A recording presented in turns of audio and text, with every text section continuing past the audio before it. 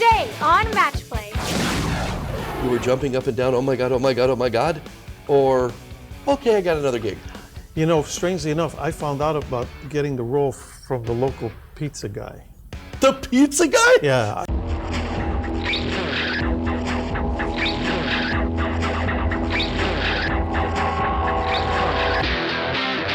Match Play.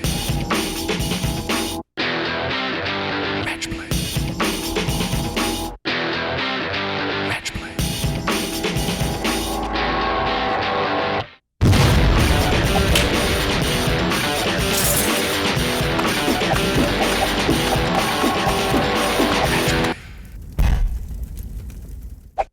Joe Mantegna, Tony Award-winning actor and Emmy-nominated TV star. His resume includes roles in The Godfather Part III, Criminal Minds, and The Simpsons. But did you know he began his career in a rock and roll band?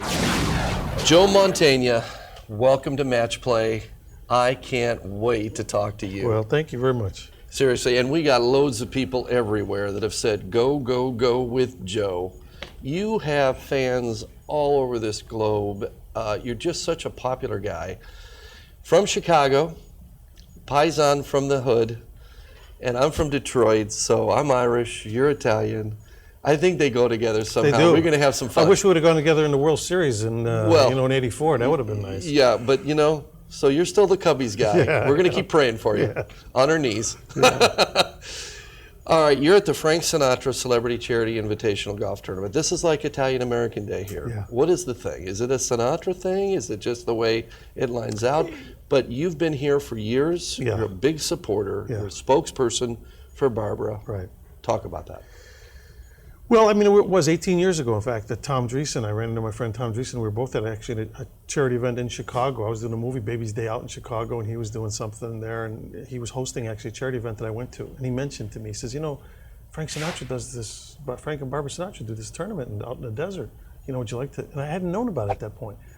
He says, would you like to do? And I hadn't played golf at that point in about 20 years. I said, Tommy, I haven't played golf for 20 years. He says, Sinatra sings there. I said, okay, I'll find some clubs. Find some clubs. So I borrowed some clubs, I borrowed some shoes, and I went out and had just had a time of my life. And it was, and obviously for a great cause. I found out all about the, Barbara Sinatra Children's Hospital out here, and just had a great time. It was like you said, it was like Italian weekend in a way. I mean, sure. a lot of old friends, new friends, and it's a fun weekend too. It's not just, there's a lot of different golf tournaments. Now since then, I play a lot of charity golf, and I do a lot of quite a bit now, but this one especially it's got a little bit more relaxed atmosphere. Mm-hmm. It's fan friendly. Is that because Sinatra was relaxed with his friends as well? Absolutely. I mean, I think we approach it more like the way Frank approached golf. Like, yeah, it's cute, but it's not my day job. So let's enjoy it. Let's have a good time. Sure. So I think that's pretty much the attitude. And so we all have a good time, and you've got great athletes out here, a lot of celebrities from show business and music and the whole 9 yards. You're currently playing in Criminal Minds. Mm-hmm. I'm going to come back to that a little bit later. Okay. Storied career, Godfather III. We could go on and on and on and on. But I want to talk about some of your more humbler beginnings in Chicago. You played the bass guitar.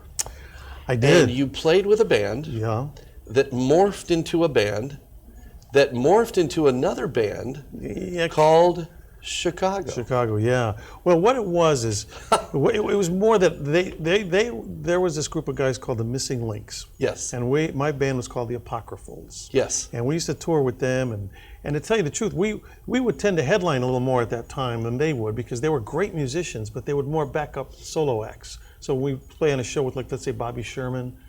The Missing Links would kind of back him up because they were such great music. We couldn't read music. We would just, get out there and play anybody's music. We were a good cover band. But then they decided, that they were such good musicians. They thought, we just want to start writing our own music and doing our own stuff. And so I remember they came and saw us play one night at a place called the Cheetah in Chicago. And they said during one of our breaks, they said, you know what, we're dissolving the band. We're going to start a new band, add some horns, call ourselves Chicago Transit Authority. And we're thinking, oh yeah, great. As soon as they left, we're thinking to ourselves, these guys are nuts. They've got a 4-piece band, now they're adding 3 guys to make it 7.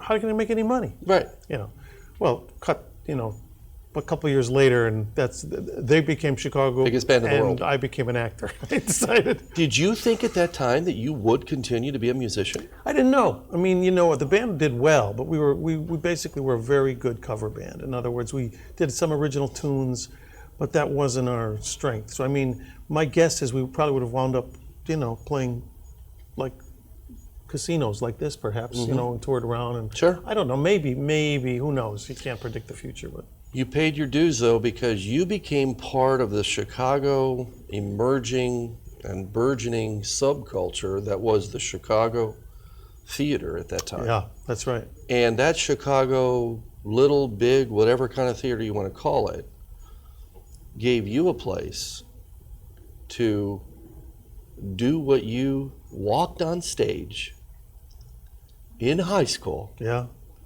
And you sang a song. Right. Maria, right, from West Side Story. You've done your research. And you said, I'm done. This is it. It's over. I think I found it. I found it. Yeah, I think. Tell me about it. Yeah, you basically said it. I had seen the movie about 11 times, West Side Story. Now at this point, I think I'd seen one play in my life. Was not into the theater. Was not part of my life. But that movie resonated with me so strongly. It was like why? I think it was because I was kind of Was it living an that ethnic lifestyle. thing? A little was bit. It the neighborhood thing? I mean, it was kind of like a neighborhood urban thing. I mean, and I was about 16 years old, and it was magical to me. I watched that movie and thought, this is like the fantasy version of kind of what I'm living.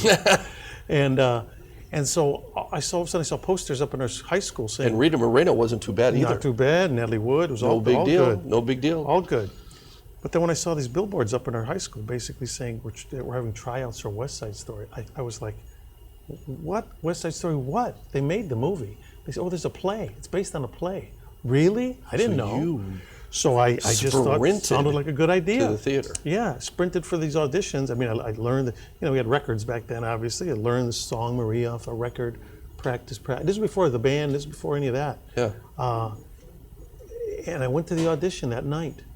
And I got up there, I sang the song, and the instant I was finished the song, I heard this little applause coming from the darkness of the auditorium. And at that instant, I knew what I wanted to do. It was over. And ironically, I didn't get cast. I didn't make the play. Yeah, you I didn't did get in the not play. get in No, that I didn't get in the play. But the play director, the director of the theater department at the high school said, you were too small. I was too small. I was in high. That's a whole other story. Wow, But I was I in want high you to school come a year back. before I should have been. My mother Yeah, I put want me you. in school. Right, early. your mom wanted to go to work, so she had to kind of fudge around about the date of the. She changed my birth certificate. And you didn't know that for years. No, I was 16 years old when I found out my real birthday because they were afraid to tell me because I think they thought the truant officers would take me out of high school and put me back in kindergarten. But at 16, I found out my real birthday and that I should have been in high school a year later. But that's a different story. But anyway, no, I didn't get cast in West Side Story. But the fact that I still wanted to pursue it, that I knew in my heart, never left you. Never left me. Then I think it almost scared me in a way because I thought, why am I so driven toward this? I didn't even know this existed just a few days ago before those auditions. God gave it to you. I guess so. You know what I mean? Sometimes I feel very blessed. I do, because not everybody has that opportunity to get an impact of a dream as a teenager and then follow through for the rest of their life. And now it's time to improve your game with Jim McLean, the best-selling author and swing guru to the professional tour's biggest stars. Here's Jim. Hi, I'm Jim McLean. I'm going to show you a shot that I really don't play, but I've seen some people play it really well. And what it is a high super flop. So I'm going to play it right forward in my stance. I'm going to be very light with my grip, not too long on my backswing, and up this way. And it comes down super soft. So again, I hit that good, but it came up 15 feet short. So I'll try one more. That was a little better. So maybe I should use it. I might go back to trying to use it. It wasn't too bad. So that's a different way of playing the big flop. Don't go away. We'll be right back after these messages. Are you an E or a C? Both have ridgeback. These are loaded with tech. Which one are you gaming? Definitely E for me. It's just so forgiving. I'm definitely an E. C is for Cheka. What else? C is for kill it. C is me. Low spinning bombs. So, are you an E or a C? I don't know. Hey, wait a minute. Pound for pound, nothing comes close.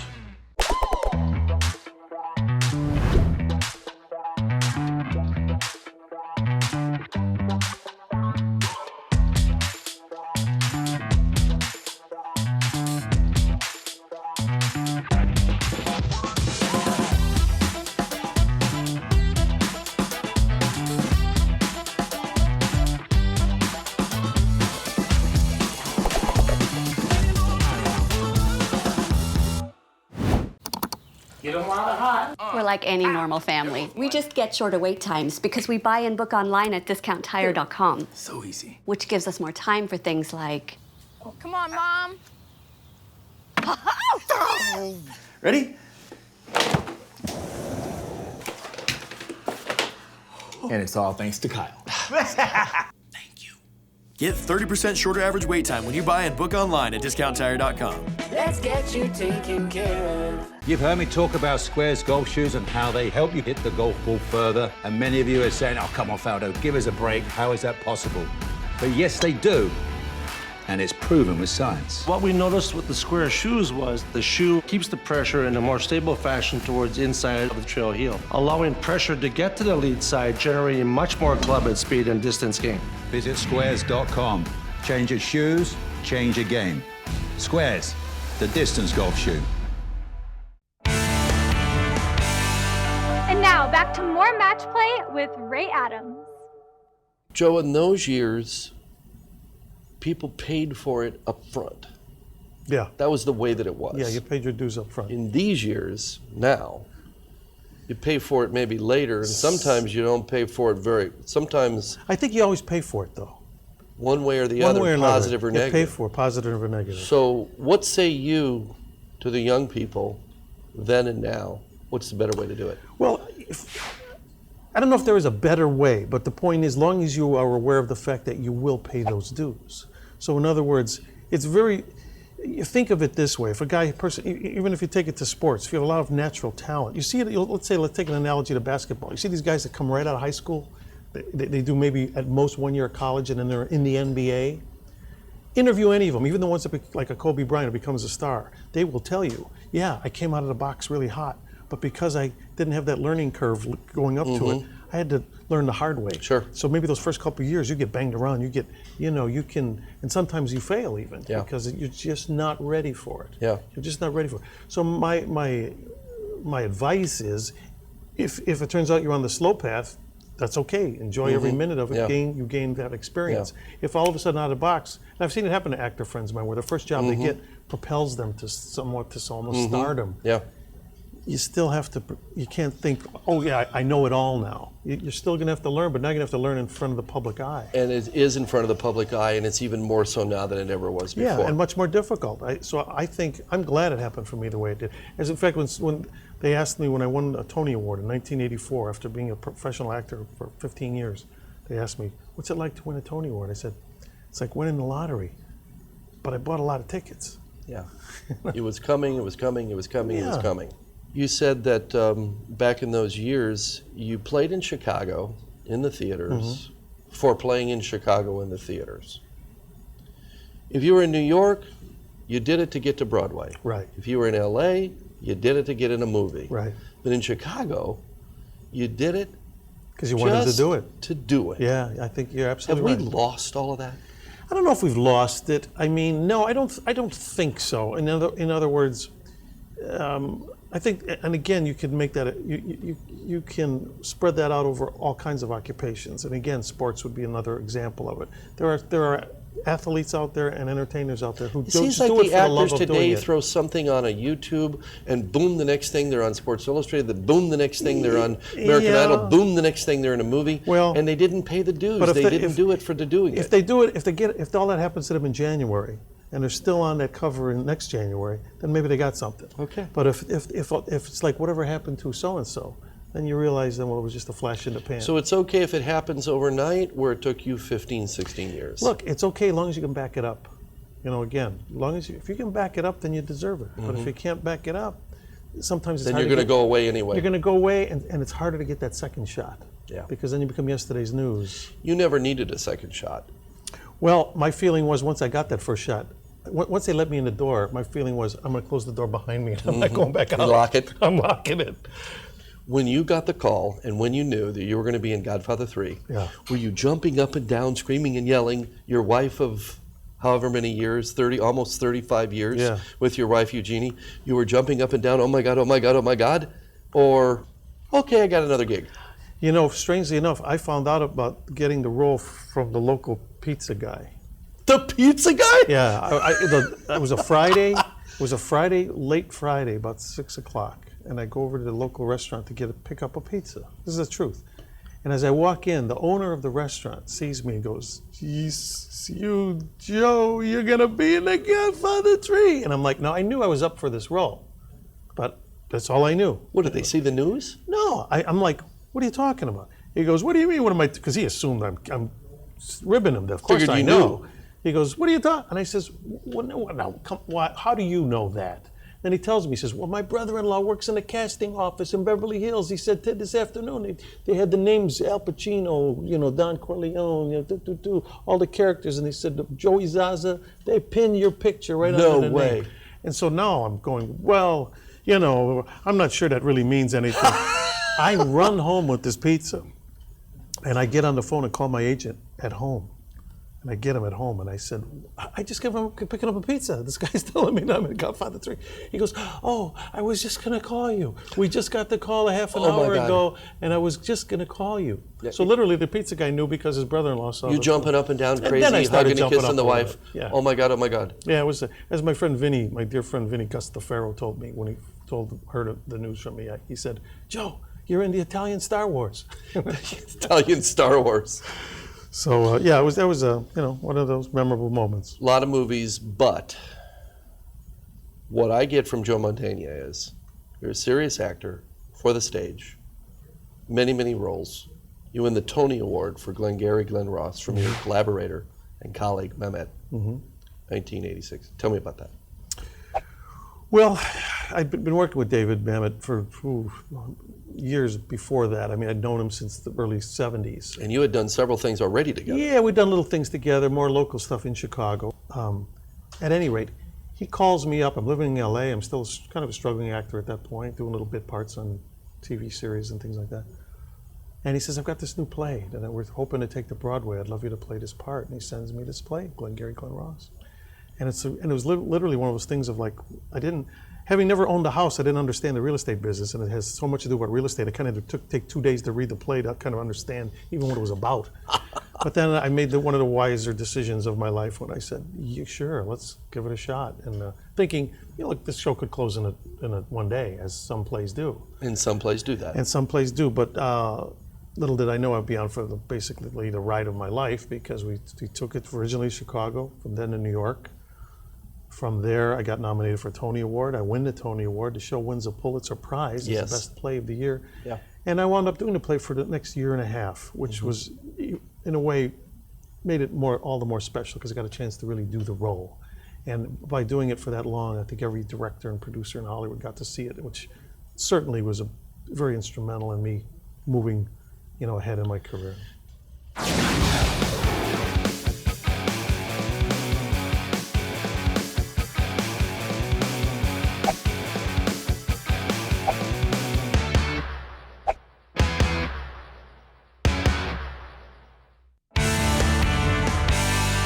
Don't go away. We'll be right back after these messages. Introducing the newest addition to Zero Friction's Performance Arsenal. The Zero Friction Laser Pro Pistol Grip Rangefinder. The Laser Pro comes with a stable, pistol-shaped comfort grip that is lightweight with an easy-to-read scope.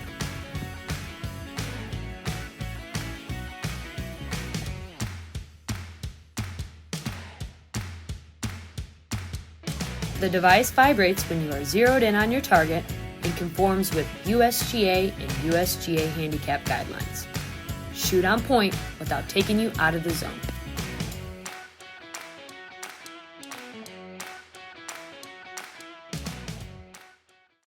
Golf only exists because it's fun. What is special about golf is the relationships. Being out there with your family, your friends, so many different chances and opportunities are presented from the game of golf. Trinity's brilliant. It's always first-class experiences. Courses that they run, they want it to be as good as possible, and it makes a big difference for the experience. Why wouldn't you select Trim? You're selecting the best of the best. You know the quality you're getting, you know the experience you're getting. There's nobody better. How many shots do you throw away from the sand, the rough, or even the fairway? What if there was a way you could own a great short game instantly? Introducing the all-new Alien Roswell Sand Wedge. The Alien Roswell's advanced design sole with the exclusive gravity rail system makes it nearly impossible for you to chunk it. I practiced thousands and thousands of hours with my traditional sand wedge, but you don't have to with the Alien Roswell. Now you can try the instant automatic answer to solving your short game by going to aliengolf.com. Augusta Ranch Golf Club in Mesa has been voted the best executive course in Arizona, challenging for all levels of players. It's family friendly and fun. Plus, it won't take you all day to play. There's an excellent practice range with PGA professionals to help you with your game, and be sure to enjoy delicious food and beverages at the Scratch Pub and Grill. Make your next tee time at Augusta Ranch Golf Club by calling 480-354-1234 or by going to AugustaRanchGolf.com. And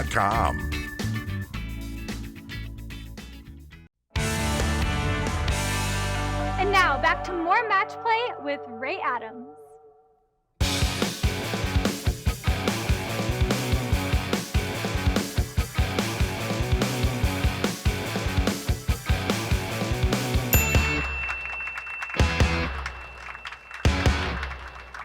A lot of people see you and they say, okay, it's Joe Mantegna. He's a tough guy. He plays the mobster. He plays the hit guys. He plays the tough Italian guys. And he's Fat Tony on The Simpsons. Right. What about that for 20 years now? Yeah. Fat Tony on The Simpsons, in the Simpsons movie. And I think you're so crazy about it, you've told them, Fat Tony doesn't move, Fat Tony doesn't breathe, Fat Tony doesn't sneeze unless you're there to do it. Tell me about that. I feel strongly about that. You're close to the character. I'm close to the character, but like I said, I've been doing it for 20 years. Did you bring that character from Chicago? No, well, I'm actually, it's inspired. You may meet this guy. He's my Uncle Willie, who's here with me. He's 89 years old, and he talks like this. So that's where Fat Tony I got him from him. This is my mom's kid brother. My mom's going to be 97 this year.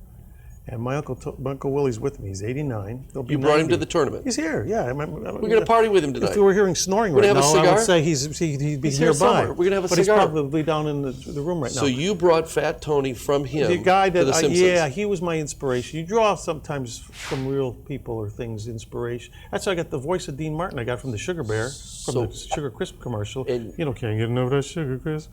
Golden Globe. Yeah, so that's the way Sugar Bear talks, that's the way Dean Martin talks. So that's where I got that. So I got Fat Tony basically from my Uncle Willie. And to me, once that character became popular and they kept asking me to come back, and they said, look, if you can't do it, we'll have one. It's such a popular character, we'll have one of the guys, the regulars on the show. No. I said, no. If it's going to be Fat Tony, I created the character, you like it, I'll be there. So for 20 years I've been doing it, and it's been great fun. So what's Fat Tony's next? Give me a little of the next Fat Tony. I just did one. a couple of weeks ago. Fat Tony's been. Give me a little dialogue. Oh well, I can't. It's hard for me. You're gonna have to kind of see Fat Tony. I mean, I feel I owe it to Fat Tony that unless it's Fat Tony and you see the image of him, just know it sounds a little like Uncle Willie. That's all I can tell you. I love it. It's so good. What do you like to do off screen? No more work, no more TV, none of that. What do you like to do for fun? Well, I have some hobby. Golf is somewhat of a hobby. I mean, the way I play, it's definitely just a hobby. No, you've gotten to be a pretty good golfer. I'm okay. I've heard when I lately. play regularly, I could do a little better than when I don't, but I haven't played much lately because I've been working on a series so much. What do you like to do? Drive the ball, the fairways? You like to putt the ball? What do you like? I just like it all. I just like being out there. Yeah. It's a great sport. Who do you like to play golf with? Who's your big golfing buddies? Oh well, Thomas Gibson on my show is a good buddy, and I play with him. I play with my assistant Dan, who's great because we both kind of similar. He hits a lot further than I, but we're kind of really similar, probably in a handicap. That's the thing about golf. You play with anybody, it doesn't matter. Yeah. I mean, you have a good time. Yeah. I also one thing I do. I was into. I did a lot of shotgun shooting early in my career. Really? When I had more time. Yeah. I do a lot of skeet shooting, trap shooting. So actually now, we've turned it, my assistant and I, again, who co-produces with me a show called Gun Stories for the Outdoor Channel. So we trace the history of historical firearms. Wow. And it's called Gun Stories. Gun Stories on the Outdoor Channel. Yeah, so we did our first season last year and was very successful. Wow. And for me, it's fun because, again, that was something I just, that was one of those side things that I like to do. I used to shoot pistols back in the 70s in competition, then got into shotgun shooting. And I still do it when I can. It's just one of those things, golf and charity work, what do you like to do with that? Well, luckily, both those things do a lot of things with charity. I do a lot with the military. I do a lot with, this will be my 11th year doing the National Memorial Day concert in Washington, D.C. And you're the voice of that. I've been the host now for 7 years, I think. Yes. And Gary Sinise and I now host it together. I brought Gary in about 7 years ago. You strike me as a conservative person. Gary? You. Me? You know what? I've been an independent my whole life because I'm probably more, I think once you have kids, you can't help but be a little more conservative. I've got 3 daughters. Yeah, I've got 2. Well, you know then. We know. You know, yeah. That's my definition is, a conservative is a liberal with kids. But but I'm pretty unpolitical. I've kind of, that's been my thing in life in a way that It's so many Hollywood people, Joe, that because of their celebrity, because of their... see, I'm against that. And then they start waxing eloquent on all of the modern issues and all that. And my feeling is they're entitled to say what they want to say, and I'm not putting them down for it, but it's not me. My feeling is just because you're a celebrity, why should your opinion matter than the guy next door or somebody else's? So my feeling is, that's why I'm an independent. That comes from who you are as a regular guy from Chicago. Well, could be, but my feeling is, as I'm an independent, so I'm going to vote for the person. I'm going to vote for, you know what I mean? Right. If a person strikes me as being, I've got great friends who are Democrats. I've got great friends who are Republicans. Yeah. I've got, in terms of issues, I can see myself with, I have very liberal issues or feelings about liberal issues this way. I have very strong feelings, conservative issues this way. Yeah. So to me, it's like, that's why I feel so strongly about the military, because of our military, they help ensure us the right to be able to have the freedom to do it, to make choices. Absolutely. You know, I mean, that's why to me Memorial Day is our most important holiday, because it's the holiday that's allowed us to have all the other holidays. Because without the sacrifices our military has made, you know, God knows what we'd be doing, you know. Joe Mantegna, all of your work, all of our thoughts, everything for your family. You keep entertaining us and keep doing everything the way you do as a consummate professional. Thanks for your preparation. You knew me better than I did today. Thanks for being on Matchbox. My pleasure.